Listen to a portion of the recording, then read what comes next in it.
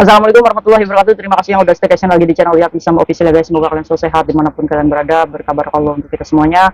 Semoga kita selalu dalam lindungannya ya guys ya. Hari ini hari Sabtu guys, berarti nanti malam itu malam minggu hore. Buat yang punya pacar ya bahagia ya guys ya. Kalau yang nggak punya pacar ya galau juga.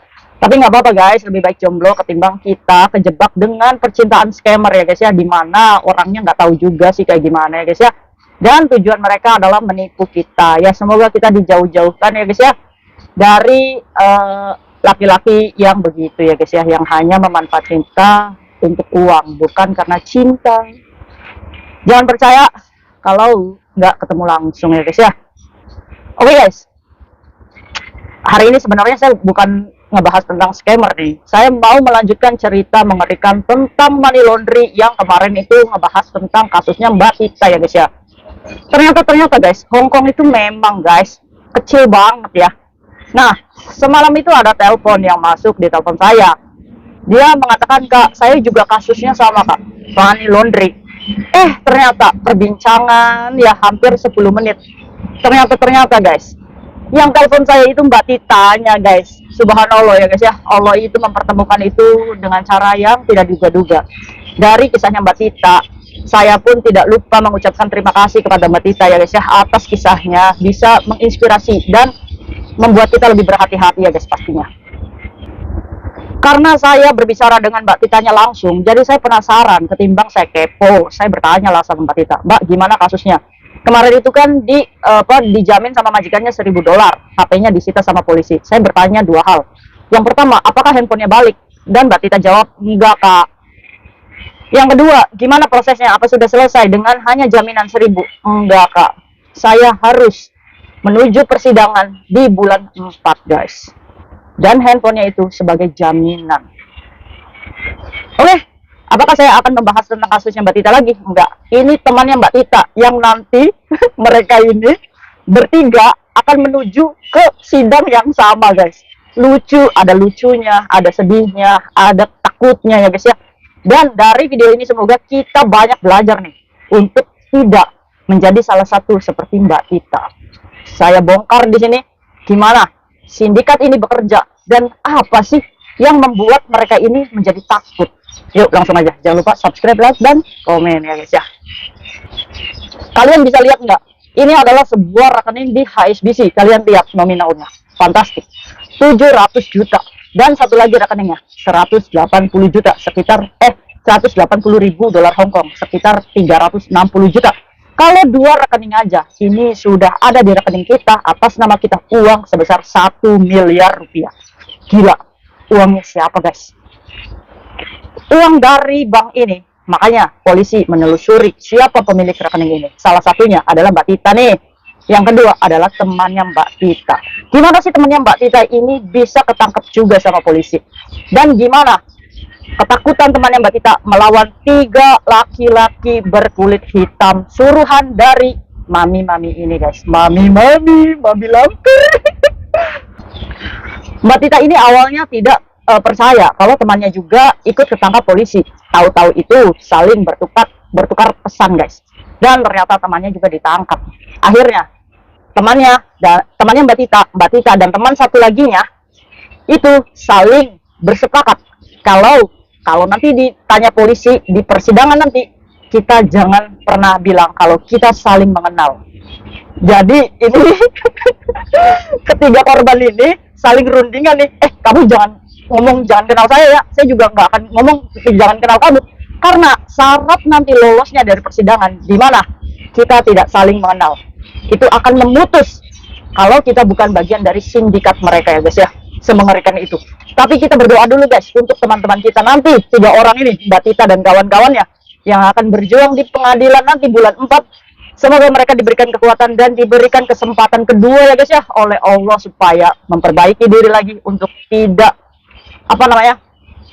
untuk lolos dari masalah ini ya guys ya. Kita semua berdoa ya guys ya untuk mereka. Seberapa mereka salah, mereka adalah orang yang tidak tahu, sehingga pengalaman mereka ini yang membuat kita sama-sama belajar untuk tidak seperti mereka ya guys ya. Mereka nih keren nih, bisa berbagi dengan kita pengalamannya yang mungkin orang akan mengejudge mereka, kalian itu raih duit ya, mau-mauan aja dikasih uang. Padahal kalian pusing sendiri kan. Tanpa kita mengejudge mereka, mereka juga menyadari kalau apa yang mereka lakukan adalah salah ya guys ya. Kita sebagai manusia ya sudahlah, kita memaafkan aja tingkah laku mereka. Dari kisah mereka yang dibagi dengan kita, sehingga kita bisa belajar banyak ya guys ya. Agar tidak seperti mereka yang mempersulit diri hanya karena uang 6.000 dolar Hong Kong, 12 juta. Mereka sepusing itu 6.000 guys. Mereka itu bangkrut juga guys. Kan jaminan polisi 1.000, HP-nya itu 3.000 katanya guys. Berarti 4.000 tuh udah itu juga. Udah apa namanya? Ya namanya rezeki nggak berkah ya guys ya. Ada aja jalannya keluar. Ya tapi nggak apa-apalah. Cerita ini nih jadi pengalaman berharga buat kita-kita ya guys ya. Mbak Tita ini akan menceritakan kisah dari temannya. Awalnya temannya ini ya menggadaikan paspor, yaitu ke mami-mami itu. Kalau saya gambarkan, mami ini kurus badannya, tinggi, rambutnya panjang, ya putih-putih make up lah guys ya. Atau putih mukanya aja, tangannya hitam. Dan mami ini memiliki bodyguard. Bodyguardnya itu orang hitam banyak banget guys. Itu dibuktikan karena begini guys. Temannya Mbak Tita ini disuruh membuat 3 rekening bank juga. BOC, HSBC, dan Hang Seng Bank guys. Akhirnya ATM itu dijual ke mami itu seharga 2.000 per ATM. Jadi temannya ini dikasih 6.000 cash dari mami.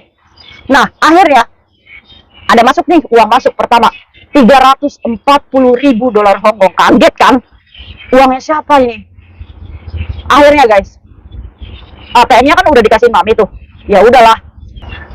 Akhirnya dilakukan transaksi lah oleh mereka-mereka karena ATM-nya udah nggak di kita ya guys ya. Nah, sudah nih nggak ada uang lagi di rekeningnya. Akhirnya mami itu menghubungi temannya Mbak Tita ini, mengatakan, kartu BOC ya, kartu BOC kamu ini nggak bisa digunain nih. Ada ini mungkin limit ya guys ya, karena sudah keseringan transaksi. Jadi BOC ini error gitu kartunya. Akhirnya si mami ini menyuruhlah temannya Mbak Tita ini untuk memperbaiki kartu ATM-nya. Nih buat kalian nih, barangkali nih mami-mami dimanapun mami itu pernah membeli kartu ATM kalian dan ada problem, ATM-nya dibalikan ke kalian. Ini adalah kesempatan kalian untuk melaporkan ke bank untuk menutup rekening supaya terbebas. Jangan dikasihkan lagi ke maminya ya guys ya. Jangan mau nurut aja dibenerin itu ATM. Akhirnya temennya Mbak Tita ini, namanya waktu itu belum mengerti yang namanya money laundry. Ya disuruh ya orang berduit, yang penting ada fee. Ya mau aja jalan tuh ke bank BUC. Akhirnya dari bank itu dibuka lagi guys. Dibuka lagi. Waktu itu kan kosong tuh tabungannya. Akhirnya pas dibuka lagi sama BOC, ini dapat lagi pemasukan dana sebesar 180.000 dolar Hong Kong, sekitar 360 juta. Namanya kita juga lagi kepepet, lagi keselepak ya guys ya. Akhirnya melihat uang sebanyak itu, ya gelap mata juga. Coba-cobalah temannya Mbak Tita ini mengambil 15.000 dolar Hong Kong dari ATM-nya. Nemu nih uang nih, karena temannya Mbak Tita ini berpikir banyak banget ya duitnya, saya pakai dulu deh 15.000. Ya namanya juga kita lagi kepepet ya guys ya. Akhirnya guys, udah tuh dikasihkan ATM-nya. Si maminya itu tahu kalau uang di ATM itu berkurang 15.000 dolar Hong Kong. Apa yang dilakukan oleh mami ini? Ada 3 orang laki-laki, tinggi, besar, agak gendut, hitam, udah kayak tuyul. Tuyul. Akhirnya guys, menunggu temannya Mbak Tita di bawah flatnya. Kena guys. Ketemu sama orangnya, ketemu sama temannya Mbak Tita. Wah, sampai terkencing-kencing katanya guys, karena takutnya. Dibawalah ke satu tempat yang itu sepi banget. Kan ada agak longkrang ya guys ya, kalau lubang lah, bisa ngobrol di situ 4 mata. Akhirnya temannya Mbak Tita ini dipepetkan ke tembok. Di situ dikelilingi 3 laki-laki berkulit hitam dan ngomong, kembalikan uang 15.000 uang kami kata. Terkencing-kencing dia ini, tenang singsang katanya, uangnya ada di atas, bisa nggak saya ambil dulu uangnya. Memang guys, nggak waktu lama gitu, sehari setelah pengambilan 15.000 langsung didatengin. Kena juga guys. Akhirnya karena takut, ya akhirnya kebirit-birit tuh naik ke rumahnya untuk mengembalikan uang 15.000 lagi. Pada waktu itu kepalanya udah diginiin guys. Aduh, akhirnya dikembalikan juga guys. Siapa? yang di sini yang apa namanya, yang maksudnya bodoh ya guys ya, kita atau mereka gitu. Kita mau aja gitu ya, di apa namanya, dibegitukan gitu. Karena apa? Karena semua ya berbicara uang ya guys ya. Akhirnya kembalilah dengan uang 15.000, dihitunglah di tempat di situ. Akhirnya dia dilepaskan. Setelah tiga laki-laki itu ya ngambil uang 15.000 dari temannya Mbak Tita ini, dipanggil polisi guys. Aduh ya, saya tuh sedih juga. Ini saya ketawa nih, ketawa sedih ya guys ya. Maksudnya kok bisa gitu, selugu itu. Akhirnya dibawa polisi dan ditanya, apa kamu kenal nih yang namanya Tita? Pada waktu itu temannya juga alhamdulillahnya ngomong nggak kenal. Karena Mbak Tita itu yang dicatat sama polisi itu bukan nama sebenarnya guys. Maksudnya Mbak Tita ini nama aslinya bukan Tita gitu. Jadi alhamdulillah masih beruntung nih mereka. Akhirnya guys, temannya Mbak Tita juga sama. Untuk keluar itu menjamin polisi $1.000. Polisi Hongkong banyak uang dari kalian yang ketangkep money laundry. Nah, akhirnya pas sampai rumah setelah ditangkap polisi nih, Mbak Tita ini ngobrol lah sama bestinya ya. Di situ kan ada berempat tuh bestinya. Ngobrol, saya habis ketangkap polisi nih, ketahuan saya juga ketangkap polisi. Akhirnya sama guys, mendapatkan surat pengadilan di bulan 4. Berarti ya kasusnya sama, berarti sindikatnya sama nih yang ketangkep nih. Tapi mami-mami itu belum ketangkep guys. Jadi tangan kanannya mami yang menunjuk mereka-mereka ini yang sudah tertangkap. Makanya mereka juga ikut tertangkap. Akhirnya join nih mereka nih bertiga ngomong, kamu nih kalau misalkan di pengadilan jangan ngaku teman saya ya, jangan ngaku teman saya, jangan. Akhirnya saat kesusahan kita juga nggak diaku sebagai teman ya guys ya. Tapi kita support mereka ya, mereka keren nih, berani untuk menghadapi masalah. Mbak Tita ngomong, ya kak, nasi sudah menjadi bubur. Iya betul. Yang penting mereka masih bisa mendapatkan kesempatan kedua ya guys ya. Kita support mereka untuk lebih bijak lagi ya guys ya. Oke. Kita tidak boleh mengejudge mereka, tapi kita doakan ya, mereka lagi berjuang untuk mendapatkan kesempatan kedua. Insya Allah, setelah nanti mereka diberikan kesempatan kedua, saya yakin mereka akan lahir menjadi PMI yang lebih pintar dan lebih baik lagi. Serta dari mereka, kita bisa belajar banyak, bahwa alhamdulillah, kita belum sempat ada di posisi mereka saat ini. Karena mereka bercerita kepada kita ya guys ya, maka dari itu kita harus tetap mengucapkan terima kasih ya Mbak Tita dan kawan-kawan atas ceritanya, sehingga kita menjadi tahu dan lebih berhati-hati lagi. Oke, ada dua yang mau saya bahas di sini. Yang pertama, saat rekening bank kalian mengalami error seperti yang dikisahkan oleh temannya Mbak Tita ini, apa yang harus kita lakukan?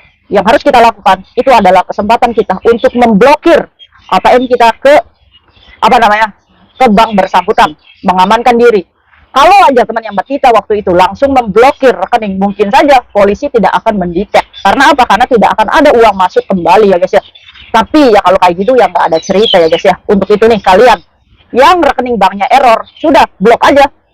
Dan ngomong aja nanti ke maminya, mami saya sudah datang ke banknya, tapi banknya nggak bisa, malah diblokir. Jadi ini gimana nih ATM-nya? Mau saya kembalikan ke mami atau gimana? Kalau kita kembalikan ke mami, ya no problem juga, karena banknya sudah keblokir kan, dari sudah ditutup akun kan oleh kita. Jadi kita lebih pintar ya guys ya, menyelamatkan diri kita. Itu yang pertama. Yang kedua, saat didatengin sama didatengin sama ajudan-ajudan mami yang hitam kayak tuyul dan bakjul kayak gitu, kita memposisikan kita dipepet ke tembok dengan laki-laki berbadan tegak, kitanya kecil ya guys ya. Ya otomatis pastilah takut apa ya, takut dibunuh ya guys ya, takut diapa-apakan kita, karena kita juga kan masih pengen hidup ya guys ya, pengen kerja. Tapi apa yang harus kita lakukan? Yang pertama, mencari celah untuk kabur tuh. Kabur, lari ke tempat umum dan berteriak untuk menyelamatkan ke tempat umum dulu, dan baru kita berteriak minta tolong. Itu hal yang pertama. Kak, ya kalau kayak gitu membahayakan nyawa kita dong kak. Nanti dia kalau ngejar kita lagi gimana? Nggak akan. Insya Allah nggak akan.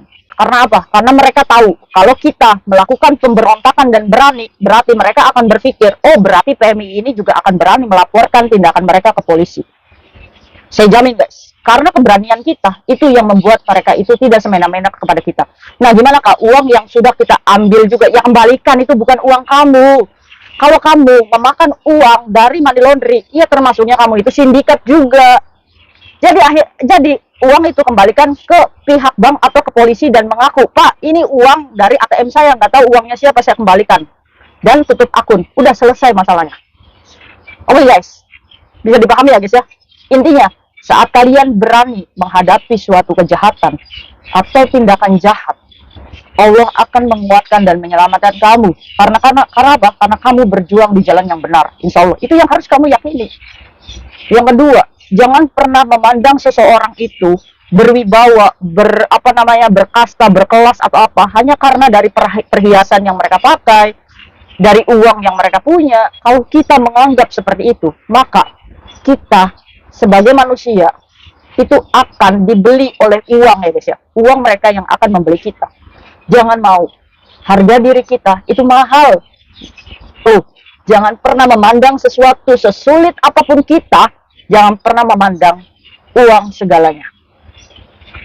Kalian harus memutar cara berpikir. Kalau ya saya itu kerja di Hong Kong, ya kerja dapat gaji 9 juta itu udah gede.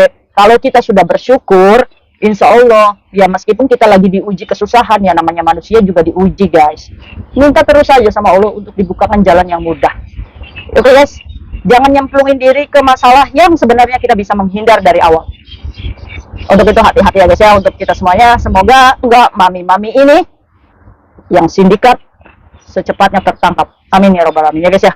Kita doakan juga Mbak Tita dan kawan-kawan mampu menghadapi persidangan dan bebas. Amin ya robbal alamin. Mungkin itu aja sharing saya hari ini. Semoga bermanfaat untuk kita semuanya. See you next video. Bye-bye.